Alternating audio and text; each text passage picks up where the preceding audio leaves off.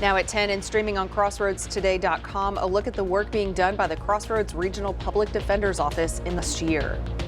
Multiple agencies are investigating a house fire that killed a 63-year-old man in Bay City. And overnight airstrikes shatter a fragile ceasefire in Gaza, escalating tensions with no end in sight. We expect strong winds to redevelop again tomorrow. They're all coming up out of the south. They'll keep us on the dry side, the warm side, and the red flag warning side. We'll be talking more about that coming up in a moment. And UHV Baseball gets another player winning Red River Athletic Conference Player of the Week. Find out who it is coming up in sports. You're watching 25 News now at 10. Good evening and thank you for joining us. I'm Shawna Currie. And I'm Brubaker.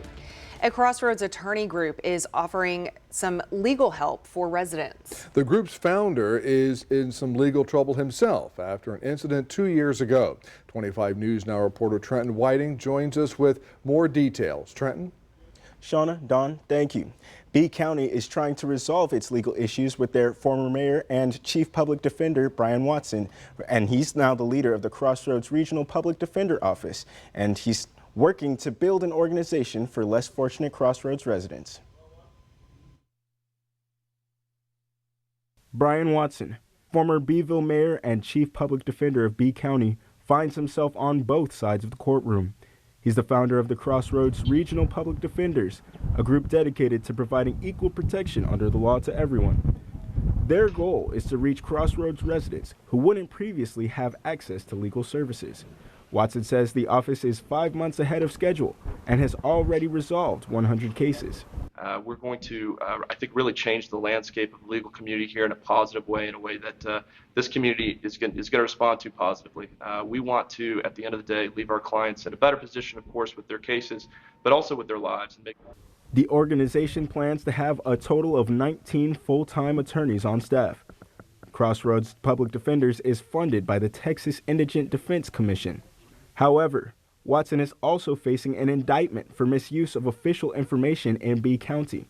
Prosecutors say the case involves mishandled criminal case information from May 2023, released before it was public. Also charged is Whitney Rushing, a former district attorney's office employee. The oversight board decided last April to move forward with Watson's appointment. He started last May and earns $160,000 a year. Watson didn't specify exactly what, but he says new information on his case should be coming in the next few weeks. Trenton Whiting, KAVU-TV, 25 News Now. This brings us to tonight's viewer poll. Here's the question. Has public defense access in the Crossroads improved over the past year? Yes or no? You saw at 6 p.m. the no's were at 88%. Big change since then. It's a very tight race. The voters saying no by 53% to yes for 47%. And we want to hear from you. Go to crossroadstoday.com/vote, and we thank you for voting. A mother appeared in court today after her 18-month-old daughter was hit and killed in a northwest Harris County driveway. Deputies say Morgan Odinger fell asleep in a parked car on Saturday, and her daughter Cora got out. Odinger's boyfriend, Cameron Link, allegedly pulled into the driveway and hit the little girl. The child died at the scene. Odinger faces a charge of reckless, serious bodily injury to a child. Authorities say she may have been under the influence, and the couple delayed calling 911. Link was arrested on unrelated felony charges. The Bay City and State Fire Marshal's offices are investigating the death of a 63-year-old man in a house fire. It happened at 1216 Austin Street on Sunday. Firefighters found heavy fire and smoke coming from the structure.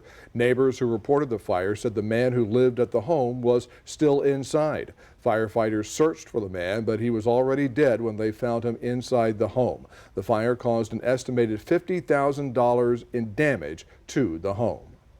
Victoria's compost facility is set to reopen tomorrow with regular hours after a fire broke out there Sunday afternoon. Facility staff and the Victoria Fire Department kept the flames contained and are keeping a close watch to prevent any flare-ups. There is no danger to the public, but you might still see some smoke. Since it's a compost fire, it could smolder for a few days before it is completely put out. And lots of fires throughout our area as well as other areas of Texas over the last several days. I saw a new fire broke out in the Fredericksburg area, which is an area that we've been keeping an eye on. So It's dry and windy there. It's dry and windy here. So let's go to Mac Pettis with a first look at the forecast. Any more dry and windy coming up in the crossroads? Oh, I got lots of dry and windy. In fact, that's pretty much the forecast for the entire week. What we have is another gathering storm coming out of the Rockies. This will be another severe weather maker like the one we had over the weekend, and that's why our winds are blowing up into that area. Dry and windy pretty much everywhere in the state. We've got red flag warnings. We're going to be on the extremely dry side in certain portions of the state, and we'll take a much closer look at that coming up in just a few minutes. Back to you. thank you, Mac. Bloomington Stronger Together is hosting its monthly meeting tomorrow evening. At the meeting, reports will be given by the Water District, as well as a report on pros and cons of the upcoming incorporation vote. They'll also hear from Commissioner Danny Garcia and about upcoming fundraisers. The meeting is at the VFW Hall and starts at 6:30 p.m. Texas lawmakers and an advocacy group representing charter schools harshly criticized a tiny charter school network that has paid its superintendent up to $870,000 annually, making him one of the highest paid public school leaders in the country. To read the full Texas Tribune article, visit our website, crossroadstoday.com. Israel launched heavy airstrikes across Gaza targeting Hamas in its largest assault since January. Palestinian officials report at least 44 deaths. Prime Minister Netanyahu ordered the strikes, citing stalled ceasefire talks. The attack shattered a period of calm, raising fears of renewed war and concerns for Israeli hostages still held by Hamas. Israel warns it will intensify its campaign, while Hamas calls the strikes an unprovoked escalation. The conflict's next steps remain uncertain. An expert in U.S. and Israel relations continues his U.S. trip in Victoria, visiting the Victoria County GOP at their meeting tonight. Yoram Ettinger is a former ambassador in the Israeli embassy. He spent his years after retirement increasing awareness and educating people on Israel's issues. Tonight he spoke on Israel's relationship with the U.S. and how it contributes to military, economic, and technology advancements. Israel is a unique ally of the U.S., and there is consensus among the movers and shakers today in Washington that Israel is indeed a unique dollar multiplier and force multiplier for the United States. The former ambassador will spend a week in Washington before returning to Israel. Over the weekend, the Trump administration invoked wartime powers to deport hundreds of alleged members of a Venezuelan gang to El Salvador. After a lawsuit was filed, a federal judge ordered the administration to turn around planes carrying anyone being deported under the Alien Enemies Act. But flights continue to their destinations despite that court order. President Trump is escalating his immigration crackdown and setting up a legal showdown. Trump invoking the Alien Enemies Act of 1798, a little-known 18th century law that gives the president tremendous authority to target and quickly deport migrants. Think of that, 1798. Oh, it's a powerful act. You couldn't pass something like that today. The measure, used only 3 times, all during major wars, including during World War II, is tied to what Trump described as an invasion of criminals. These are criminals, many, many criminals. Murderers, drug dealers at the highest level, drug lords, people from mental institutions. That's an invasion. They invaded our country. So this isn't. In that sense, this is war. The move was immediately challenged in court, setting off a legal clash that's raised questions over whether the administration violated a court order. The controversy unfolded in a matter of hours. On Saturday afternoon, a federal district judge kicked off a hearing over use of the Alien Enemies Act. The hearing was briefly adjourned for the government to collect more information. In that time, 2 removal flights took off to El Salvador, which has agreed to take Venezuelan migrants. The judge verbally told the Justice Department to turn around any planes carrying people being deported under the Alien Enemies Act. A written order came an hour and 20 minutes later. In a post on X, El Salvadoran President Nayib Bukele seemed to taunt the judge's order, writing, quote, "Oopsie, too late," with a laughing emoji. By the time the other order came, the plane was already over international waters with a plane full of terrorists and significant public safety threats. The president did was exactly the right thing. The administration's primary target is the Venezuelan gang Tren de Aragua, which was recently designated a foreign terrorist organization by the administration. More than half of the 261 migrants expelled to El Salvador were done under the wartime authority, according to a senior administration official. The administration has not provided identities of those removed. The law says explicitly it may only be used against a foreign government or a foreign nation when we are in a declared war with that foreign government or that foreign government is invading us. This gang is not invading, so in our view, there is no question that this administration is just thumbing their nose at Congress. A court hearing on the matter was held today where the federal judge scolded the Department of Justice. The judge demanded by Tuesday afternoon that the Trump administration give specific timelines of the deportation flights. The judge also demanded an explanation why they continued after they were ordered to turn around. President Trump plans to release the full unredacted files on John F. Kennedy's assassination on Tuesday. In February, the FBI found about 2,400 new records related to the 1963 event. Trump says all 80,000 pages will be released. While the National Archives has made 99% of the records public, the CIA, Pentagon, and State Department are still holding back some documents, citing the need to protect confidential sources and methods used to gather the information. Remember to subscribe to our YouTube channel, Crossroads Today. Hit the like button and click the notification bell to receive alerts. Stay with us. Coming up on 25 News Now at 10, with the highly contagious measles virus making headlines, experts say knowing the signs is more important than ever. Also ahead, wearing green on St. Patrick's Day. Well, it turns out it's not just for the holiday. This color could be boosting your mood in more ways than one.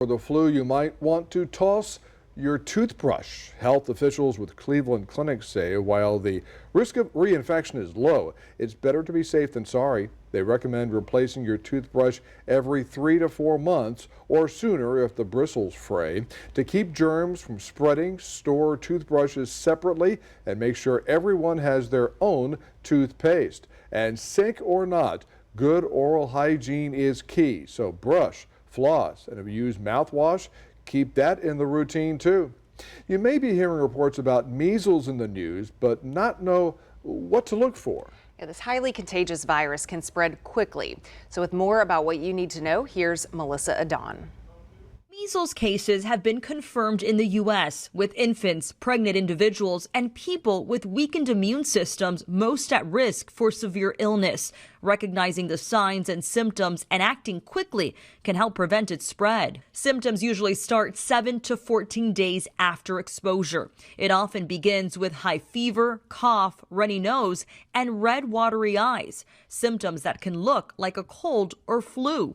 A few days later, tiny white spots may appear inside the mouth. By day 3 to 5, a red blotchy rash usually starts on the face and spreads down the body. Some people recover without issues, but measles can lead to severe illness, including pneumonia, brain swelling, and pregnancy risks, even death in rare cases. Vaccination provides strong protection. If you think you or your child may have been exposed or show symptoms, call your doctor immediately. Be sure to call ahead so they can take precautions to protect you and others. With this Medical Minute, I'm Melissa Adon. If you're wearing green for St. Patrick's Day, turns out the color does more than just show holiday spirit. It can actually boost your mood. Dr. Suzanne Albers with Cleveland Clinic says green is linked to calmness and relaxation because it's so common in nature. It's also tied to luck, which is why we associate it with money and winning. Even grocery stores use green to make products seem healthier. But it's not all good. Ever heard of being green with envy? Yep, green has its downsides as well. You're talking about winning and money? Yeah. Speaking of that, March Madness kicks off this week. The first rounds of the men's and women's tournaments get underway starting tomorrow. Jen Sullivan breaks down the odds of winning and picking a perfect bracket. It's something that's never been done, according to the NCAA, picking a perfect bracket. Think you can bust that statistic this year? The odds of picking all 64 games correctly is 1 in, yeah, that's a lot of numbers. 9.2 quintillion.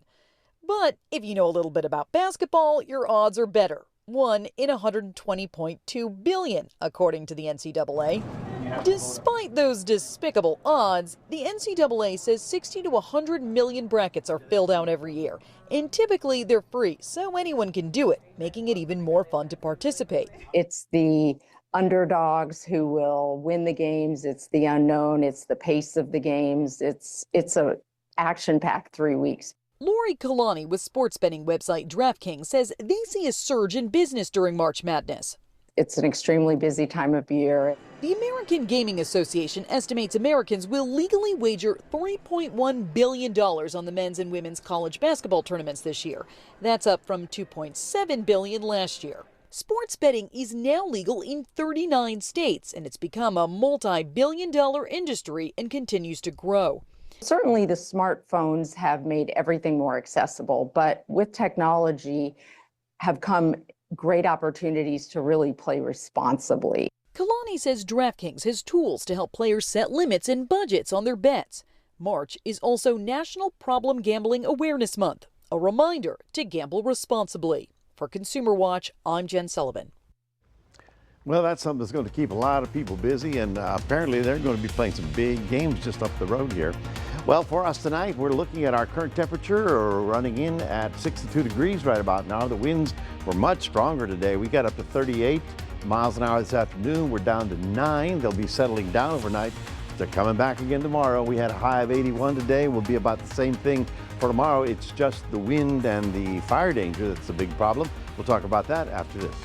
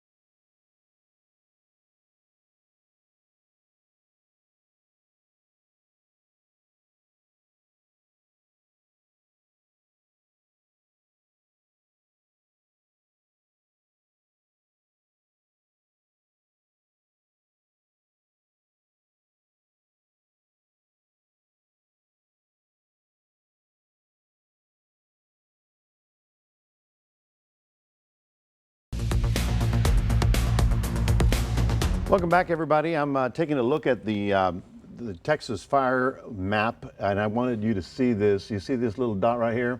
That is the new Boots fire up in Kendall County. The one above, that's 100 acres right there that are burning right now. 90% contained, however, that's good. And in Fredericksburg, they had the crabapple fire over the weekend. That's 10,000 acres.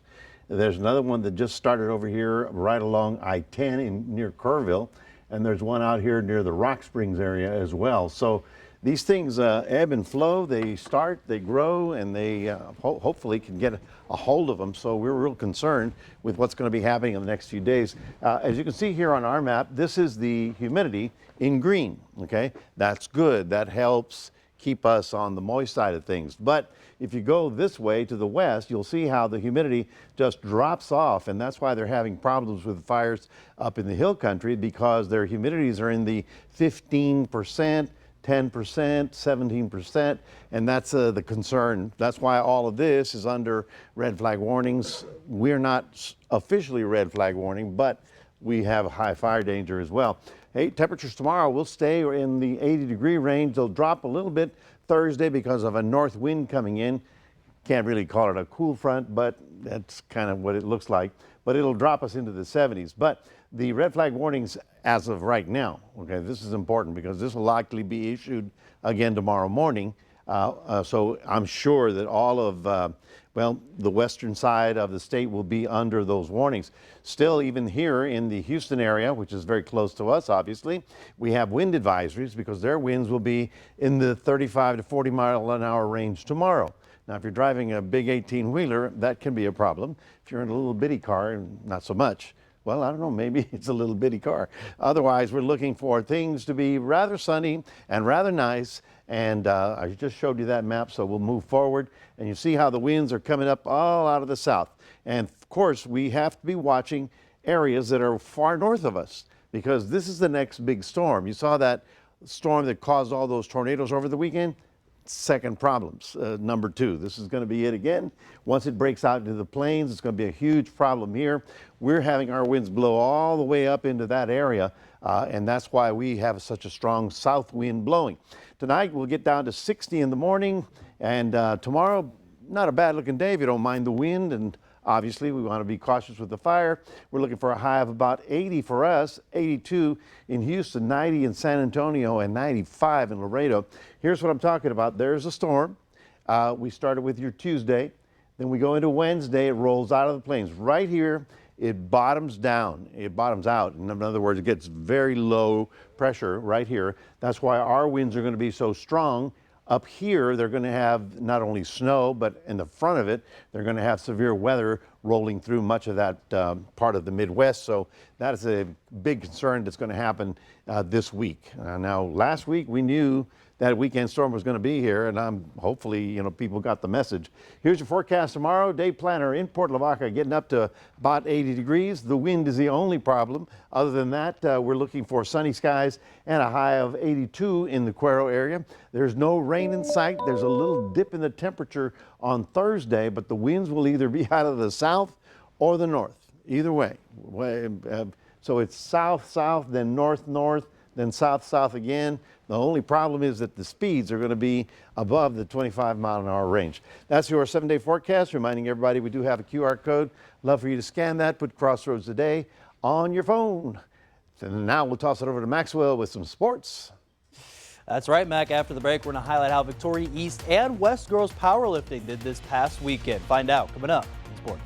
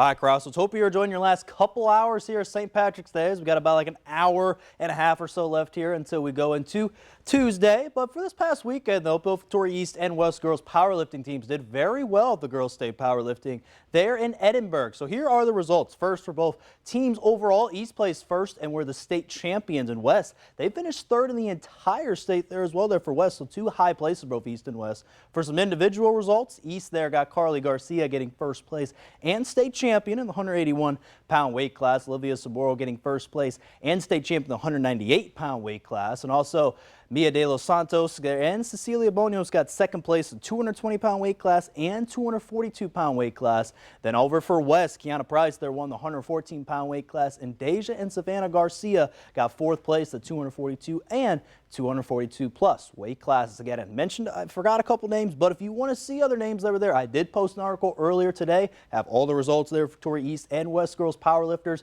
there from this past weekend that placed. And congrats again for doing well for East and West. Now over to Victoria West, they battled the Richmond Randall Lions for baseball tonight at Riverside Stadium. Kind of slow us a little bit late there, but got the updates. West took care of business though. They won 11-1 there in District Prairie. Aiden De Leon got the win. Ryan Gonzalez there would get the lose, but West will be back in action Friday on the road versus Richmond Randall there this Friday. Over to Cuero versus Goliad, where the Gobblers, they took care of business, winning there 3-1 against Goliad there at Whataburger Field in Corpus Christi. Gobblers got big production there from Colton Stralazek, going 1 for 4, having 2 RBIs, and then Caleb Nagel had a triple to help out. Again, the Gobblers get the win. They're back in action for the baseball team versus Kennedy at home. Over there to Hallettsville Track, they had the Brahma relays here this past weekend, and again for the girls 4x200 meter relay, they got second and broke a new Lady Brahma record there for the Lady Brahmas there. And also they had some great places as well. The 4x400 team for the Lady Brahmas got fourth. Also Darby P there got first place in the 800 meter run, 400 meter run. Also there got a couple of top placers. Also the boys team, shout out, got first place and also broke a record as well, winning the 4x100 meter relay. So props up to everyone there for Hallettsville, for the girls and guys breaking records and doing well this past weekend. Over to UHV baseball, where the Jaguars, they got another Red River Athletic Player of the Week honor there against their performance. It was Rafael Gutierrez after he had a pair of grand slams in front of a crowd of 2,342 people there on last Friday night in the Little League Appreciation Night there for UHV. Gutierrez said about this week's honor, it's again, we've been working hard and sweep against a tough opponent, showcase what we are capable of. It's an honor to be recognized, but more importantly, it's a thrill to be part of such a great organization. So UHV baseball will be back in action tomorrow there versus St. Thomas in a non-conference play at 6 p.m. at Riverside. And yesterday revealed the field of 68 for men's March Madness, and time to get those brackets ready, because on Thursday we get to have a reveal of our Final Four Frenzy contest. If you want to be a part of it, go to www.crossroadstoday.com/entertainment/Final Four Frenzy. Again, like I mentioned, you have until Thursday at 11 a.m. Submit your picks, and the winner gets a family 4-pack to Moody Gardens, which includes tickets to the Aquarium Rainforest Pyramids, MG3D 4D Audience Recognition Theaters, 1-night hotel stay, and 2 rounds of golf. And Don, Shawna, I mean, looking at this award, I mean, I don't know who doesn't want to play in this contest. Maybe we all should probably take a part of this, because we wish we would have that award, right? I don't think we're allowed to take part in this as employees, but going to Galveston and all that, that would be great. Yeah. Great trip, absolutely. All right, thank you, Max, and stay with us. Coming up on 25 News Now at 10, we'll take a last look at your weather. Yes, it's bracket season, and we have a winner. Find out which regional slang came out on top in the Ultimate Showdown. Watch tonight or I'll give you a pinch.